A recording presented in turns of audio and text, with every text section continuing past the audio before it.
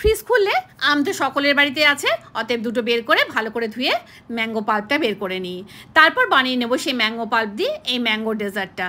সেটাকে কিছুক্ষণের জন্য ফ্রিজে রেখে দেবো, তারপরে ঠান্ডা ঠান্ডা খেয়ে নেবো। তো চলো কীভাবে বানালাম দেখে নিই।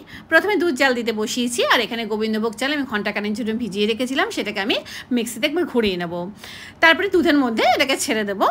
অবশ্যই এটাকে কিন্তু বাসমতি চাল দিয়েও করা যায়। আর কিছুটা দুধ আমি তুলে রেখেছিলাম, তার মধ্যে আমি মিল্ক পাউডার দিয়ে গুলে নিলাম। এবার দুধটা ফুটে উঠেছে, মিনিট 10 মতো জাল দেওয়ার পর আমি যে মিল্ক পাউডারটা গুলেছিলাম সেটা দিয়ে দিলাম, আর দিয়ে দিলাম হলো গুঁড়ো করা চিনি। খুব ভালো করে আবার জাল দিয়ে নেব।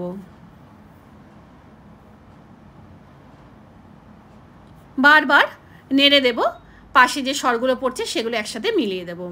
দেখো আস্তে আস্তে দুধটা জমে গেছে অনেকটা। এবার ওপর থেকে ছড়িয়ে দিলাম হলো এলাচ দানা কয়েকটা গুঁড়ো করে। তারপরে এটাকে সম্পূর্ণ ঠান্ডা করব। এবার ম্যাঙ্গো পাল্প যে বের করে রেখেছিলাম সেটা এর মধ্যে মিশিয়ে দিলাম, খুব ভালো করে মিশিয়ে দিলাম।